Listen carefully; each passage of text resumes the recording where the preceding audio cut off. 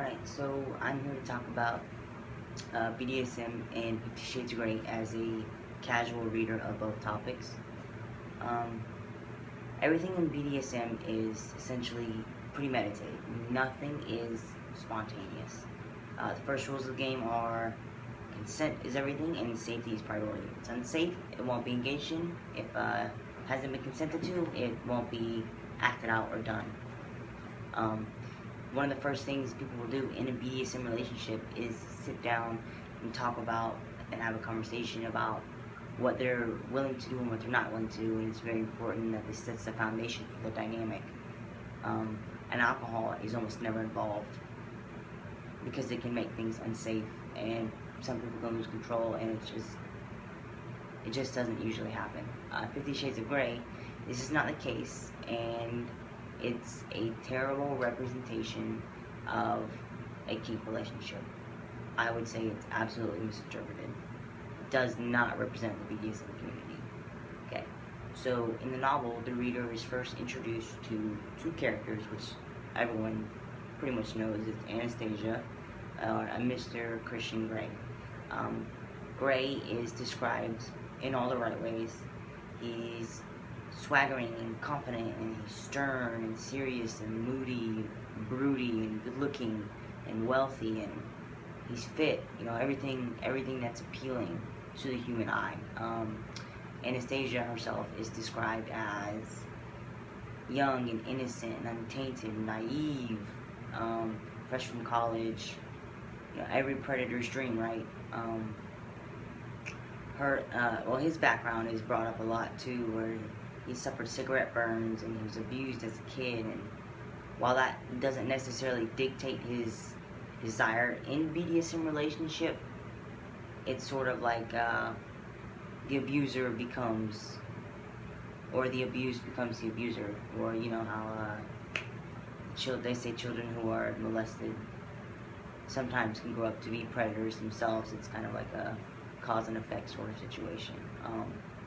Anastasia's background is quiet and simple, average. She's like the girl next door who's trying to prove herself and trying to live the American dream, which is to succeed and be able to take care of herself in life.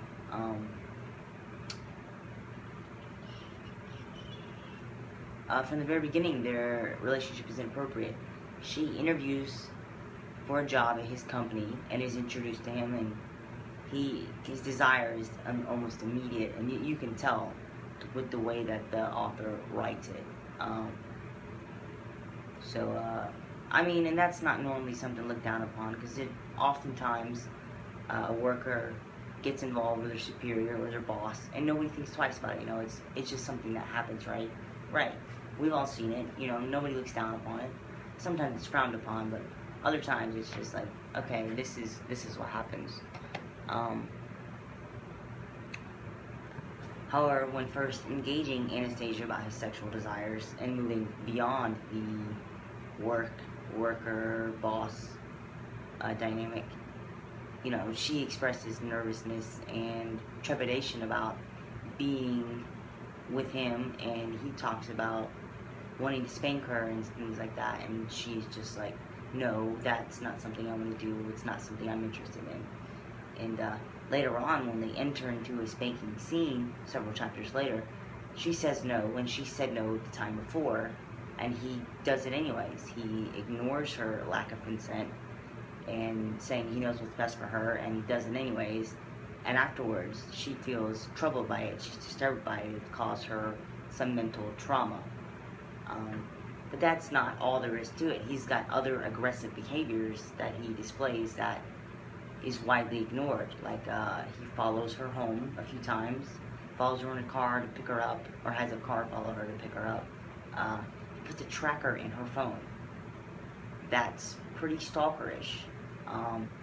There's an occasion where he gives her a bunch of alcoholic drinks to make her more pliable, or to make her let loose some, so she'll be more likely to engage in these activities, and that's essentially rape. He gets her to drink to lose her senses so that he can engage her in sexual activity. That is essentially sexual assault.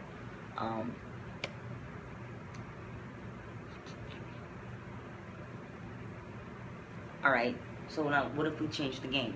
What if we take away his Italian handmade suit and his $1,000,000 smile and his perfect hair and his perfect teeth and his perfect body, and we make him a blue-collar worker who's got a dirty t-shirt on and smokes cigarettes and is unshaven and unshowered and ripped blue jeans, and, you know, that changes the whole game. This man that barely knows her has followed her home and invited himself over numerous times without her permission and just shows up. That's called stalking. And then gives her drinks so that she can relax and he can engage her any way that he wants to.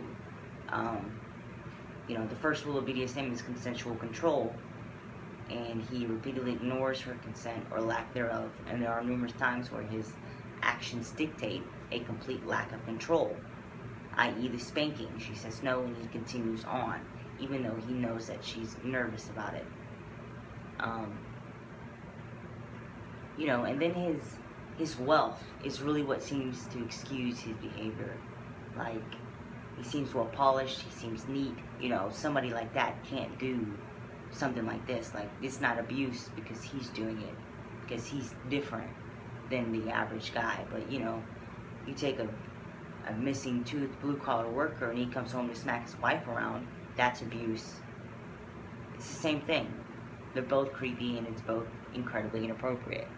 Alright? And, you know, what does abuse even mean? It means the cruel and violent treatment of an animal or a person, or to misuse. He misuses her trust, and he is violent and cruel toward her. Anastasia is the subject of abuse, and the disregard of her trauma. What does that say to physical abuse victims or sexually traumatized victims and such? Like, what does that say to them about their behavior, about their abuser's behavior? That it's okay because I know him, or it's okay because, you know, he does this, this, and this. No, it's not an excuse at all.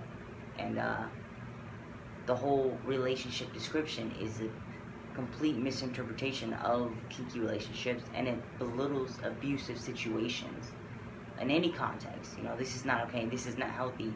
What kind of message are we saying to our young people, to our middle-aged people? What kind of message are we giving to women, you know? So, that's how I wanted to convey that 50 Shades of Grey is an abusive relationship and not an appropriate symbol of BDSM. So, thank you for your time.